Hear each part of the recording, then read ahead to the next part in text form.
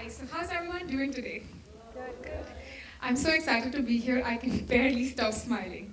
So, good afternoon, everybody. I would like all of y'all to close your eyes. Just close your eyes for a couple of seconds and try to picture a group of engineers. They can be anybody, they can be scientists at NASA, they could be a group of computer engineers, it doesn't matter. Just get a clear image in your head of what a group of engineers looks like. Okay, now by a show of hands, I want y'all to tell me how many of y'all pictured a group of all men? Hands up. That's a fairly large number. How many of y'all pictured a group of all women? None. How many of y'all pictured more women than men? One. We have one feminist in the crowd, thank you. How many of y'all pictured about, say, 7 or 8 men with 1 or 2 women? There we go. So as you can see, the vast majority of the crowd here today has pictured either all men or an abysmally low number of women. That is the stereotype I'm about to talk about on today. Now, as you see, as a society, we're brainwashed into believing that engineering or science in general is a more male-oriented field. If we were to look at all the movies pertaining to engineers in the past 3 or 4 years, Good Will Hunting, Martian, Interstellar, Three Idiots, Apollo, all 90% men. So what is it like to be a girl in the field of engineering in 2017? Now, for those of you who have not been on this planet for whatever reasons, let me tell you that there has been an immense amount of research conducted into the scarcity of women in science, technology, engineering, mathematics as subjects. There have been comparisons in the working of a male and female brain, psychological studies as to the aspects of career choices and gender bias. There's the leaky pipeline syndrome and a bunch of other stuff that you could probably Google within seconds. So instead of reading off statistics from studies that I did not conduct, today I'm going to tell you some stories about my experiences about growing up as a girl in engineering. So what you have to know about me to begin with is I was brought up by a single mother. So I grew up believing that women could achieve anything. So the first time when I was in 9th grade, we were asked to select science or commerce for our board examinations. And I picked science, and my class had half the number of girls as compared to boys. Now this did not bother me until I found out that it was supposed to. Because for the first time, the clear distinction in population was a reflection on the choices made by women or the way society looked at women rather than pure chance. And I found out the problem was between Hot Wheels and Barbies. Now, how many Barbie dolls does a 6-year-old have to behead before she can hope to be gifted a pair of Hot Wheels? 10. Apparently, Google has an answer to everything. Okay, no, I'm kidding, obviously.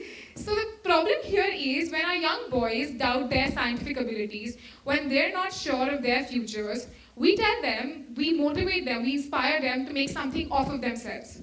But when young girls have the same doubts, they're often told that in a couple of years they'll get married, they'll have a family to raise, so their career really isn't their priority.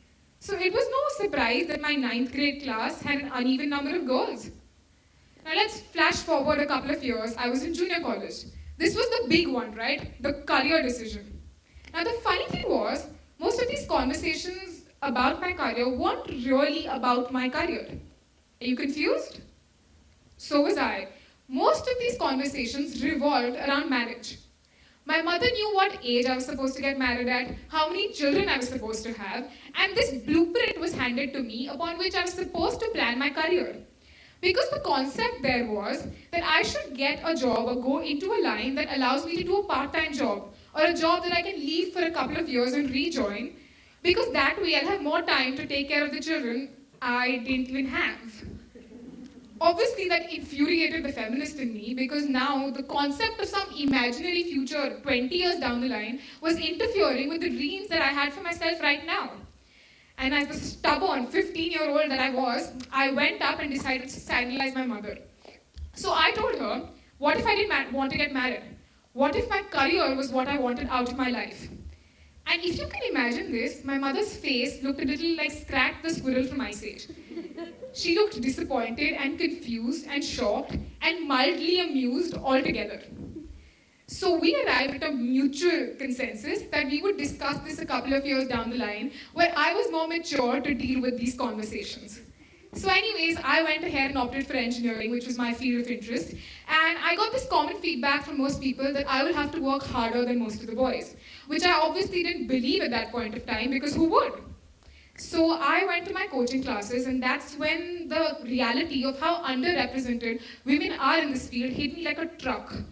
Because now my class had 170 boys and 20, 30 girls. So now, as you can imagine, we used to have these 8-hour, 9-hour revision sessions that used to go on till 8:30, 9 o'clock in the night. And as time increased, the number of girls would steadily dwindle till about 7:30, where there were 3 or 4 of us in the class of 150, 160 boys. Now, this was slightly unnerving because a lot of these boys treated us like we were a different species altogether. And the other common problem I faced with my college was that most of our professors like to address the crowd as boys.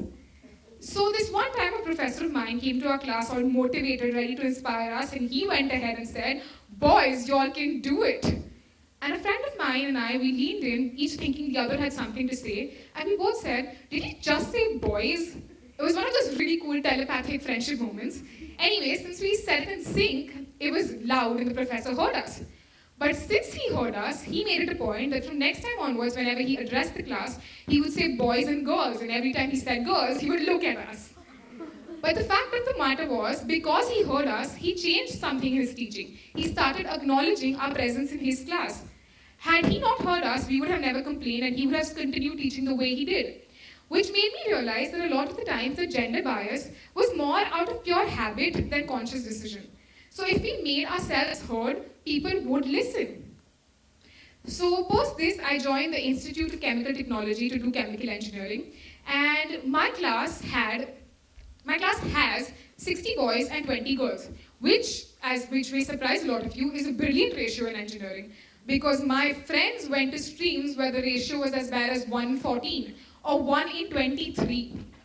Fortunately for me, I went to a college where my professors, my peers, were very nurturing of both men and women academically.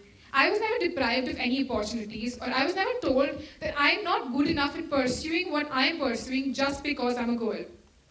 But some of my peers, they didn't get as lucky. So they went to colleges where their opinion was just not valued, where their peers treated them as inferiors, where they were taunted like they somehow did not belong there, despite having been through the same rigorous entrance examinations and having obtained the same marks, if not more. So the gravity of this situation actually became evident to me when something similar occurred with me, because we obviously don't learn from other people's experiences, as history is proof. So when I had a cultural fest in my college, I got elected to be the event head of that festival. Now, I headed a community of 56 coordinators under me, and we organized 25 events for over 500 people. Now, at the end of this event, I got 2 kinds of feedback from people. One was, "We're glad they elected you despite you being a girl." Now, my general reaction to this would be, "I'm sorry, what?" Because I couldn't seem to understand whether this was a compliment or an insult or some sort of snide remark that came from somewhere. Just could not seem to understand. And the other feedback I got was, "Of course you did well. It was easier for you. You're a girl. People listen to you." And so my achievements had just been reduced to the length of my hair. And before conducting this talk, I talked to about 50 or so girls. I conducted a survey where I talked to women in engineering my age and asked them what it was like for them. And the common feedback I received was, for some bizarre reason, it was assumed that women just won't work as hard enough, that they just won't be as efficient. In fact, some of my peers had actually had people tell them that women drop out of engineering because they don't have the physical potential to succeed in this field.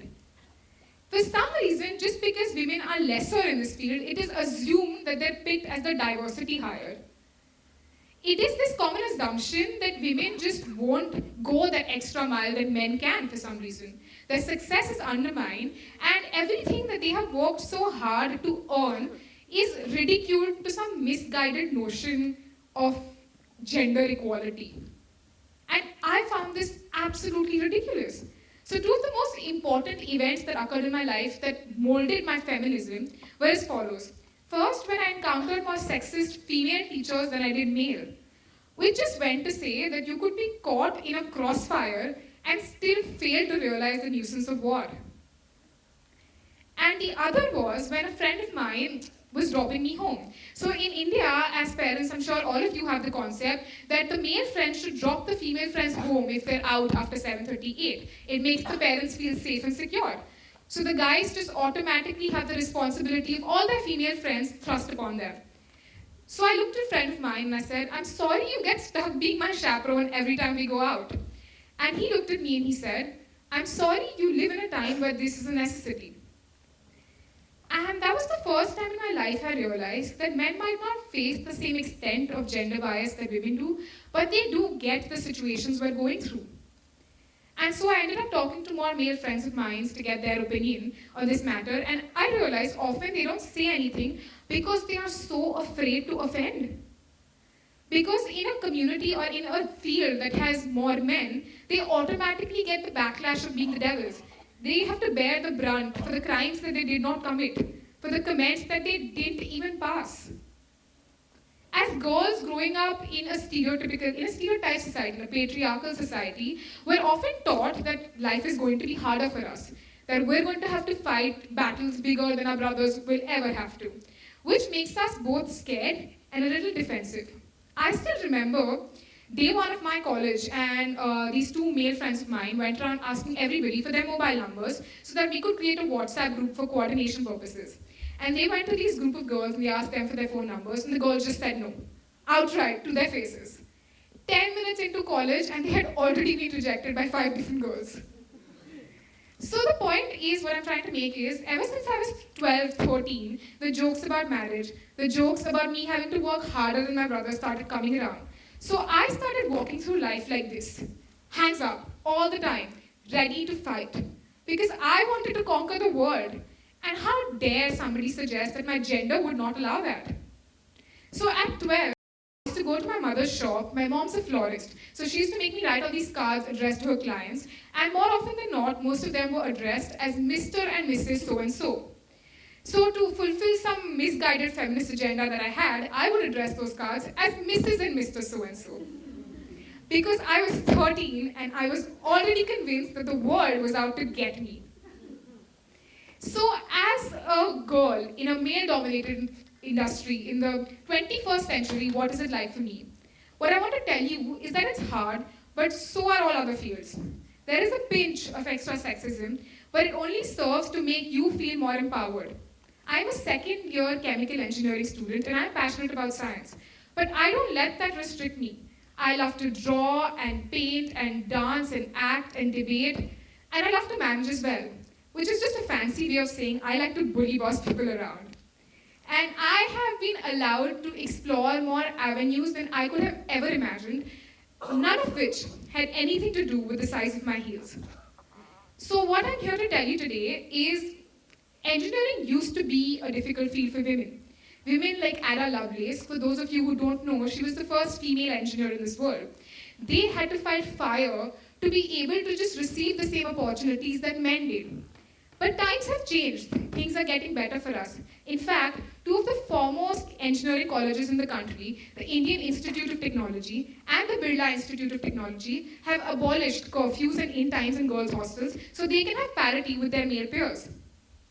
So one of the other feedbacks that I received from my survey, especially from girls living in metropolitan cities, was despite the generalized sexism that existed for girls everywhere, they also received a lot of love and respect, and that they were proud to be doing whatever it is, whichever field it is that they are pursuing in engineering.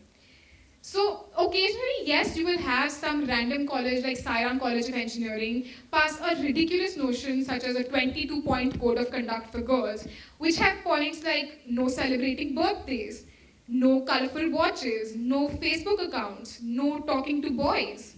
In all fairness, I think they got a little confused between girls and prisoners. Honest mistake could happen to anybody. And just to reassure you all, those codes of conduct were both protested to and revoked. And the highlight of that protest was it had more men than it had women. So what I'm trying to tell you here today is that stereotypes are both overrated and misguided.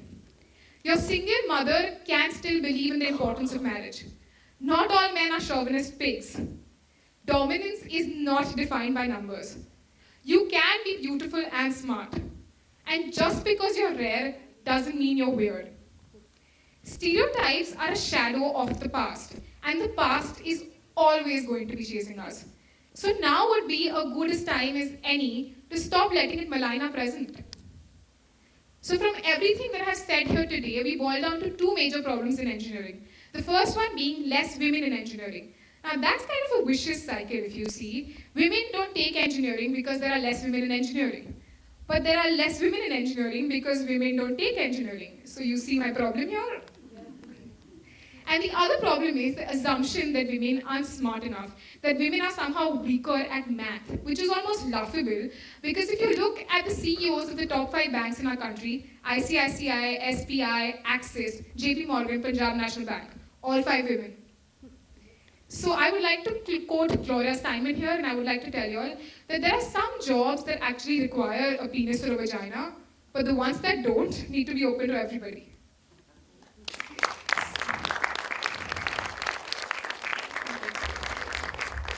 So to all the girls who are sitting here today, what I want to tell you all is that you were to leave aside the science and psychology of how society treats women.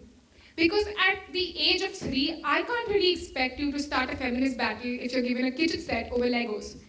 But at 17, 18, you sure as hell are capable of making your own decisions, so make them wisely. If you are interested in art or commerce, great, pursue your dreams. But if you are interested in science, don't let fear make you change your mind. Because we are not oppressed anymore. We are a generation that fights the oppression. We do not need to hide behind curtains of gender bias. What you need to understand is that you will face a little bit of sexism, but it's nothing you can't handle, and it only exists because the world is still catching up to the vastness of your abilities. So go ahead, break those stereotypes, fight those boundaries. Because honestly, charge along head first in the pursuit of whatever sets your soul on fire. You are stronger than anybody's misguided notions of what women can or can't do. You are limitless. Thank you.